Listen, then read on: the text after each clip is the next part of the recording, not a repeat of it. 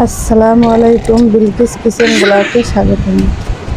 আজ আমি আবারও চলে এলাম নতুন একটি রেসিপি নিয়ে।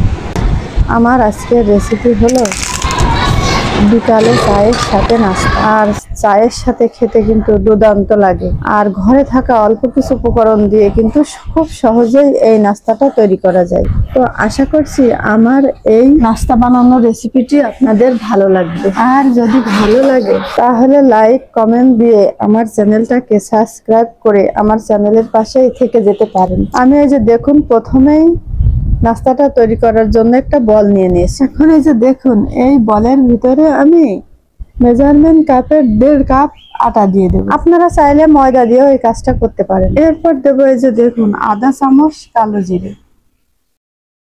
এরপর দেবো আধা কাপ জোয়ান। আর জোয়ানটা দিলে কিন্তু নাস্তাটা খেতে খুবই ভালো লাগবে। এখন দেবো এই যে স্বাদ অনুযায়ী লবণ।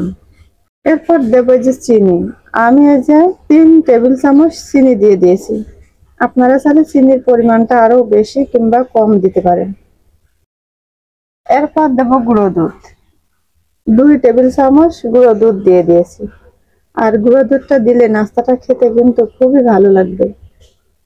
এরপর দেব 1/4 চামচ বেকিং সোডা। আর আপনারা চাইলে এখানে বেকিং পাউডারও দিতে পারেন, সেক্ষেত্রে 1 চামচ বেকিং পাউডার দিলেই হবে। এরপর দেব এখানে তেল। এই যে দেখুন আমি 3 টেবিল চামচ তেল দিয়ে দিয়েছি। আর আপনারা এখানে চাইলে ঘিটাও ব্যবহার করতে পারেন। এখন এই যে সব উপকরণগুলো এভাবে আটার সাথে ভালো করে হাত দিয়ে মেখে নেবে। ভালো করে হাত দিয়ে মেখে নিতে হবে। এভাবে আস্তে ধীরে সময় করে ভালো করে এই আটাটা ময়ম করে নিতে হবে। আর আপনি এই আটাটা যত ভালো করে ময়ম করবেন আপনার নাস্তাটা কিন্তু তত ভালো খাস্তা হবে। তো এই যে দেখুন আমি এভাবে আস্তে ধীরে ভালো করে এই আটাটা এরকম মুট মুট করে মেখে নিচ্ছি। এভাবে মাখতে মাখতে বুঝবেন কিভাবে যে আটাটা পারফেক্টলি মাখা হয়ে গেছে। আটা এখান থেকে 1 মুঠ আটা নিয়ে এভাবে মুট করলে যখনই দেখবেন মুঠটা এই যে দেখুন এভাবে মুট করলে মুঠটা এভাবে ভাঙছে না, সে তখনই মনে করবেন যে এই আটাটা আপনার পারফেক্টলি ময়ম করা হয়ে গেছে। এই যে দেখুন আমার এই আটাটা কিন্তু পারফেক্টলি ময়ম করা হয়ে গেছে। এখন এই যে দেখুন অল্প অল্প করে নরমাল পানি দেব আর একটা নরম সফট ডো তৈরি করে নেব। এই খেয়াল রাখতে হবে এই ডোটা একবারে বেশি শক্ত কিংবা খুব বেশি নরম হবে না, মাঝামাঝিতে একটা সফট ডো তৈরি করে নিতে হবে। তো এখন এই যে দেখুন আমি এভাবে অল্প অল্প করে পানি দেব আর একটা ডো তৈরি করে নেব। আর একবারে কিন্তু খুব বেশি পানি দেওয়া যাবে না, তাহলে এই ডোটা নরম হয়ে যেতে পারে। এই জন্য অবশ্যই অল্প অল্প করে পানি দিতে হবে আর একটা ডো তৈরি করে নিতে হবে। আর এই ডোটা আপনি যত ভালো করে মেখে নেবেন আপনার নাস্তাটা তত ভালো হবে। তো অবশ্যই এই ডোটা আস্তে ধীরে ভালো করে আমি এই যে 5 মিনিট ধরে এভাবে চটকায়ে চটকায়ে মেখে নেব। তো এই যে দেখুন এভাবে আস্তে ধীরে ভালো করে আমি এই ডোটা মেখে নিয়েছি। আর এই ডোটা দেখুন এই যে ঠিক এমন হবে, খুব বেশি শক্তও না একবারে নরমও না। এখন ঢাকা চাপা দিয়ে 10 মিনিটের জন্য রেখে দেবো। 10 মিনিট পর ফিরে আসছি। এর মাঝে আমি একটা লিকুইড তৈরি করে নেব। এই যে একটা ছোট বাটি নিয়েছি আর এই বাটির ভিতরে 1 চামচ আটা দিয়ে দেব। আর 1 চামচ আটার জন্য 2 চামচ পানি দিয়ে দেব। 2 চামচ পানি দিয়ে এভাবে ভালো করে একটা লিকুইড তৈরি করে নেব। এই নাস্তাটা বানাতে গেলে এই লিকুইডটা আমার কাজে লাগবে, এই জন্য এভাবে ভালো করে এই লিকুইডটা তৈরি করে নেব। আর খেয়াল রাখতে হবে লিকুইডের ভিতরে যেন কোনো দলা না থাকে, এই জন্য চামচ দিয়ে এভাবে আস্তে ধীরে ভালো করে এই ব্যাটারটা তৈরি করে নিতে হবে। এখন এই যে দেখুন আমার এই ব্যাটারটা রেডি হয়ে গেছে। এখন এই ব্যাটারটা এক সাইডে রেখে দেবো। 10 মিনিট পর এই যে দেখুন ঢাকনা উঁচু করে এই ডোটা এখন পারফেক্টলি রেডি হয়ে গেছে, একবারে নাস্তা বানানোর জন্য সেট হয়ে গেছে। এখন এই ডোটা আর একটু মুথে নেব। এই যে দেখুন আর একটু হালকা করে মুথে নিতে হবে। এরপর একটা পিঁড়ি নিয়ে নেব। পিঁড়ির উপরে এই যে দেখুন ডো থেকে অল্প অল্প করে ডো নেব আর এই যে যেভাবে আমরা রুটি বা পরোটা তৈরি করি এভাবে বেলে নেব।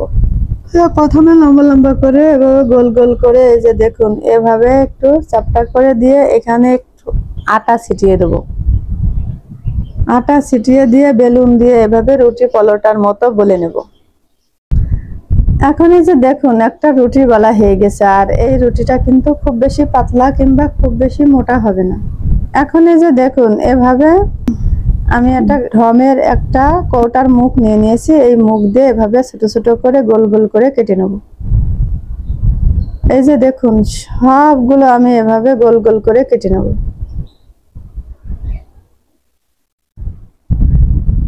আর আপনারা যদি এই নাস্তাটা আরো বড় কিংবা আরো ছোট করে বানাতে চান সেক্ষেত্রে এই কৌটার মুখ ছোট বড় সাইজ নিতে পারেন।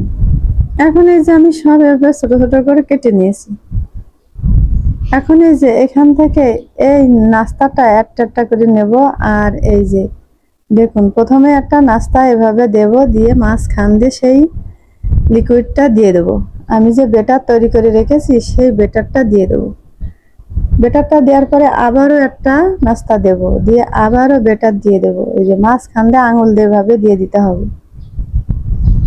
এরপর আবারও একটা করে নাস্তা দিয়ে দেব। এরপর আবার এই যে মাঝখান দিয়ে এভাবে বেটারটা দিয়ে দেব, আবারও একটা নাস্তা দিয়ে দেব। এভাবে পরপর 5টা নাস্তা আমি দিয়ে দেব। এই যে দেখুন নাস্তাটা দেয়া হয়ে গেলেই কোনো একটা জিনিস দিয়ে, গোল জিনিস কিংবা খুন্তি দিয়ে কিংবা চামচ দিয়ে ঠিক মাছ বরাবর এভাবে চেপে দিতে হবে। আর এটা একটু চাপ দিয়ে চেপে দিতে হবে ভালো করে, তা না হলে কিন্তু ভাজতে গেলে নাস্তাটা খুলে যেতে পারে। এই জন্য অবশ্যই ভালো করে চেপে এটা আটকে দিতে হবে। তো এই যে দেখুন একটা নাস্তা তৈরি করা হয়ে গেছে। এই একই প্রসেসে আমি সব নাস্তাগুলো তৈরি করে নেব। এখন এই যে দেখুন আমার সব নাস্তাগুলো তৈরি করা হয়ে গেছে। এখন এক সাইডে রেখে দেব। এরপর চলে যাব চুলোয়। চুলোয় এই যে দেখুন আমি একটা লোহার কড়াই বসিয়ে দিয়েছি, আর কড়াইতে পরিমাণ মতো তেল দিয়ে দিয়েছি। এখন এই তেলটা একটু গরম হলেই নাস্তাগুলো ছেড়ে দিতে হবে। তেলটা খুব বেশি গরম করা যাবে না, অল্প অল্প গরম করে নাস্তাগুলো দিয়ে দিতে হবে।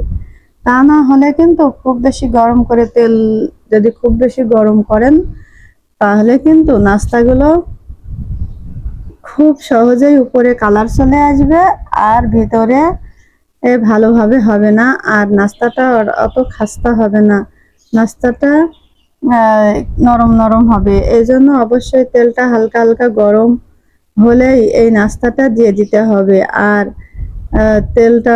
নাস্তাটা দিয়ে এই যে দেখুন এভাবে কাঁটা চামচ দিয়ে একটু এভাবে একটু নাড়িয়ে দিতে হবে, তাহলে কিন্তু নাস্তার যে দুই সাইডে যে লেয়ার আছে সেই লেয়ারগুলো কিন্তু সহজেই খুলে যাবে। তো এখন এই যে দেখুন আমি প্রথম ব্যাচে 3টা নাস্তা দিয়ে দিয়েছি, দিয়ে কাঁটা চামচ দিয়ে একটু এই যে সাইডটা এমন করে দিচ্ছি। এভাবে সাইডটা যদি একটু হালকা করে এভাবে করে দেন তাহলে কিন্তু নাস্তার লেয়ারগুলো অনেক ভালো স্পষ্টভাবে বোঝা যাবে আর দেখতে অনেক সুন্দর দেখা যাবে। তো এখন এই যে দেখুন আমি নাস্তাটা এভাবে উল্টায়ে দেব। এভাবে 4-5টা ভালো করে নিচেটা যখনই শক্ত হয়ে আসবে এভাবে 2 মিনিট আমি কুক করে নেব।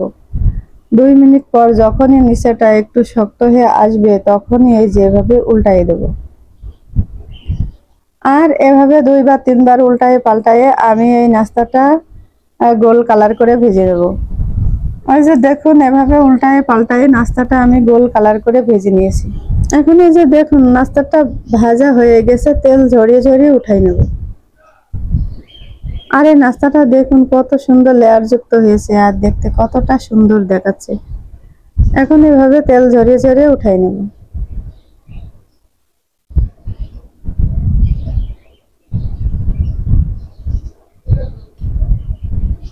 একই প্রসেসে আমি সব নাস্তাগুলো ভেজে নেব। এখন এই যে দেখুন আমার সব নাস্তাগুলো ভাজা হয়ে গেছে, আর দেখুন দেখতে কতটা সুন্দর দেখাচ্ছে। নাস্তাগুলো দেখতে যেমন সুন্দর দেখাচ্ছে খেতে কিন্তু অসম্ভব ভালো। আর এই ফুল নিমকিটা কিন্তু বিশেষ করে সন্ধ্যায় চায়ের সাথে খেতে খুবই ভালো। তো আশা করছি আমার এই ফুল নিমকি বানানোর রেসিপিটি আপনাদের ভালো লেগেছে। তো আজকের মতো এখানে শেষ করছি। যে যেখানে আছেন ভালো থেকেন, সুস্থ থেকেন। আল্লাহ হাফেজ।